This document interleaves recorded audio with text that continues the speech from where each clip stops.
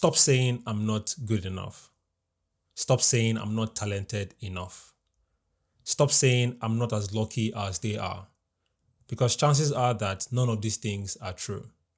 But what's more likely is that you just haven't seen enough. You see, our dreams are relative to the size of our exposure. You can't chase what you've never seen, and you won't stretch for what you don't believe is possible.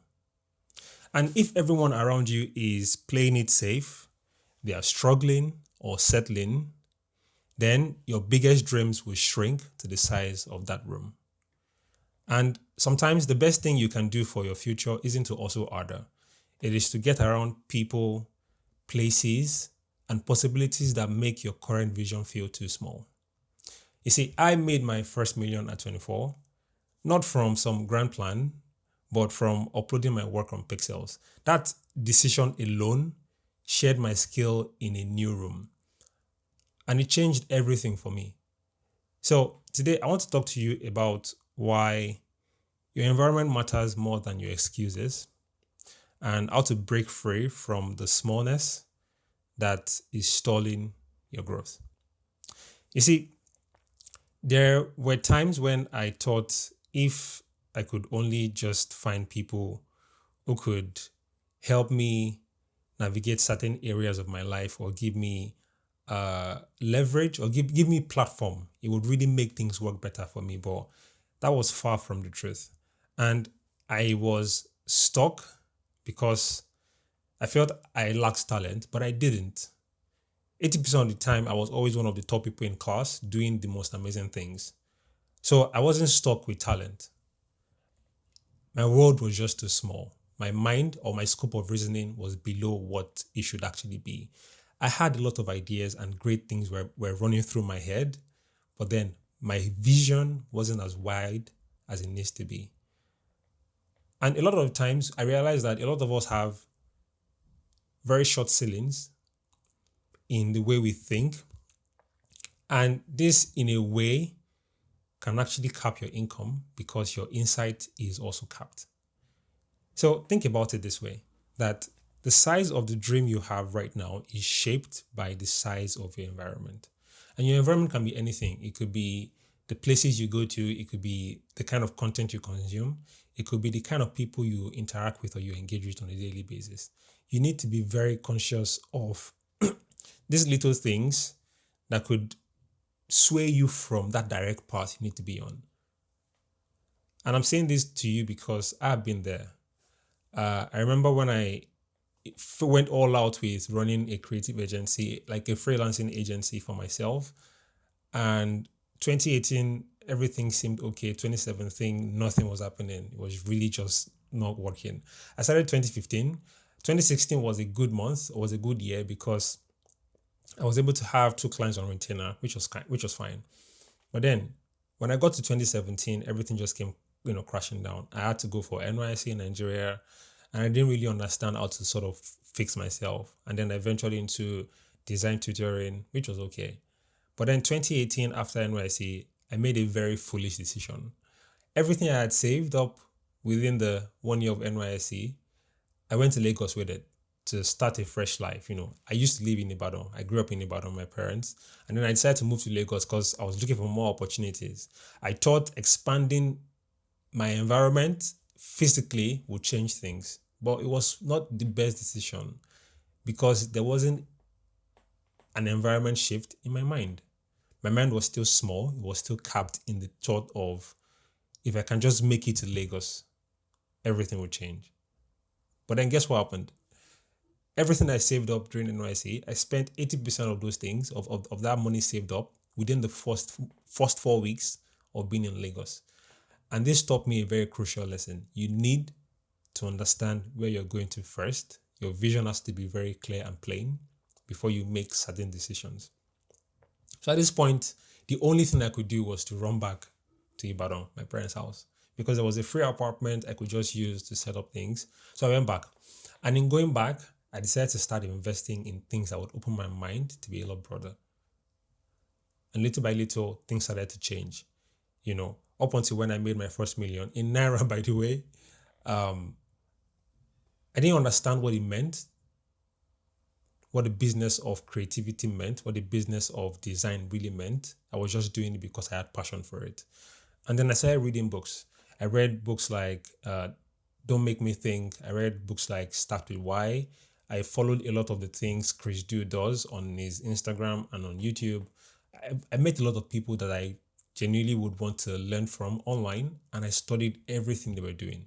When it came to podcasting and making videos, I studied Gary Vee, I studied Fisaya Fusido, I studied Matt Diavela, and so many amazing people like that, just to understand where did they start from, what makes them unique, what makes them special, what were the things they did at the beginning that gave them the growth they have right now. And those are the things I did to put me where I am today. So making my first million wasn't the highlight of my story. It was just the beginning.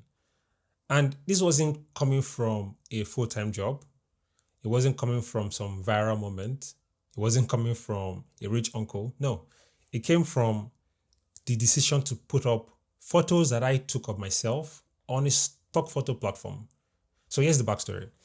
In 2019, I was doing a lot of designs for churches outside Nigeria, Canada, US, Istanbul, and a couple of other places. And a church in Canada was requesting for me to use pictures of people of color, black people, in their church designs because it was a church predominantly made up of black people. So if you use a picture of a white person reading the Bible, it wouldn't really flow with the audience. So I searched the entire internet, and most of the photos I found were either too expensive or of low quality. So I took up my phone and I took pictures of me reading the Bible, of me writing in my notepad, like as though I was in church or doing Bible study, and I started posting them online.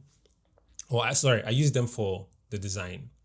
And then a couple of other designer friends saw it and were like, Nim, why not just put these pictures on stock photo platforms? Because it will really do well if others can use these pictures for their designs as well. And that's the first thing. I had people within my circle who understood more beyond what I could see. Someone just suggested, put it up here. It can do more than what it's doing right now. And I did.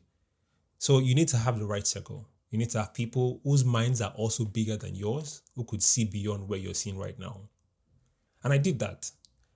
And there were just 4 pictures I put on Pexels, and I forgot about it. And in like 3 months, those 4 pictures had gathered over 1 million views and close to like 200,000 downloads. And it was wild because I was like, how is this really happening? And then I took it seriously. I started putting up more photos.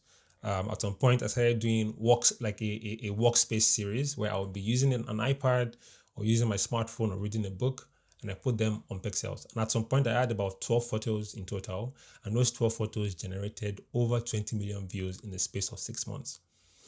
Now, these are people from all over the world seeing my pictures.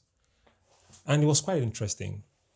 And then one morning, I opened Pexels and I saw an email from someone in Canada who is a lawyer. And I was like, do you do graphic design? Do you do website design? My law firm, we're trying to rebrand our website, and I would really love to work with you because I've seen your works on Pixel, and you're also Nigerian. You're from Ibadan. I'm also from Ibadan, and I would love to work with you. And that was how I landed one of the biggest deals of my life at that time. It wasn't based on strategy. It wasn't based on some viral moment. It was just because my work was seen by the right set of people from a decision I made from a friend who knew what it meant to put photos on these kind of platforms. So this turned into a real conversation, and then eventually turned into money. And that was revenue for me for some months, which was really great. All because there was a different mind. There was a level of exposure that came from someone who knew me, who I was around. I hope you're taking notes. Now, that experience taught me something very important, something that changed my life. It made me understand that money flow towards visibility, not just effort. And you don't always have to leave your country or city, but you must leave the mental room that keeps you small. And this is what I found, right? There are rooms of scarcity that shrink your belief. There are rooms of exposure that expand your ambition. And there are rooms of connection that shorten your journey. If you can utilize this kind of rooms, it is important for you to grow and to scale. It would happen inevitably. So at this point, as it's our custom to do, I'll give you a few practical takeaways and some of the things I want you to do as you are journeying through your creativity, your business, or whatever it is. First is digitally relocate. Follow people doing what you dream of. Join global communities. Curate your algorithm to reflect where you are going. It's important. If what you're seeing is small, if what you're consuming is small, your mind will remain small. Then you need to put out your brilliance. The world can't reward what it cannot see. So post your work. Build your public body of proof. It is track record. If you have great things in your head, amazing things, amazing skills, and you don't put it out there, it makes no difference. Except you're some rich kid who can, through nepotism, become something out there. If you have everything to lose because you decided not to put yourself out there, you have everything to lose.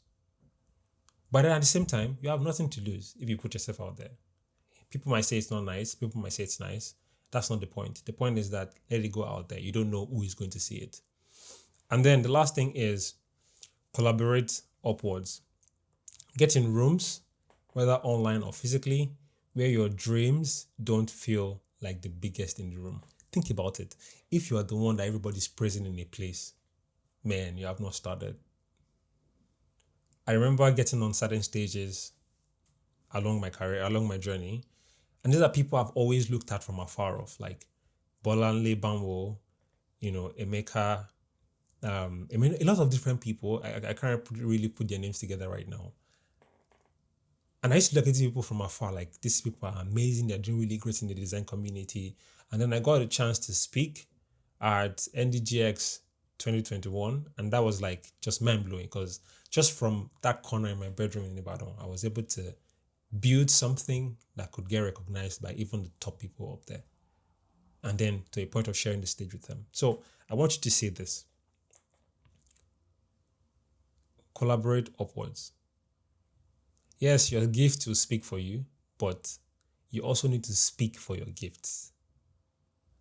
And in closing, I just want to let you know this and let you know this with so much passion in my heart. You are not cursed. You are not invisible. You're just one exposure away from a new vision. So find a new room, tell your story, share your work. And even if you doubt it, remember my Pexels story. Because a lot of the times your breakthrough won't always knock. Sometimes you just upload it. That's the season we're in. That's the digital era we're in. So I'm so glad you're here with me today.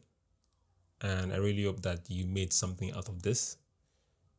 Until I see you again, I hope you stay good. Stay pumped. Let your mind go wild. If you have any questions, let me know.